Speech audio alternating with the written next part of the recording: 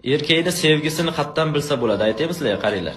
Ayol kishi hech qachon chustvada, sevgida, ishq va muhabbatda yolg'on gapirmaydi. Bu kuzatilmagan. Ayollar sevdim, yaxshi ko'rdim, rostakasim yaxshi ko'radi, agarda u fohisha bo'lmasa. Ko'chani ayoli bo'lmasa, u hech qachon munosabatlarda aldamaydi. U rostakasim yaxshi ko'radi. Lekin erkak kishi his-tuyg'ularda munosabatda yolg'on ishlatishi mumkin, soxtalik qilishi mumkin, tilyog'lamalik qilishi mumkin. Buni qatdan bilib olsangiz bo'ladi. Bu kichkinagina bitta detal. Erkak yaxshi ko'rsa, sevsa, ozgina qo'polroq bo'ladi, qo'rs bo'ladi.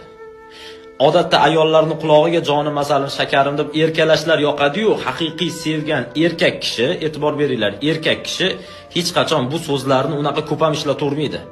Qo'pollik qiladi, qo'rslik qiladi, so'kadi, urishishi mumkin. Endi urish degani urib, yorib, tepib tashamaydi, urishishi mumkin.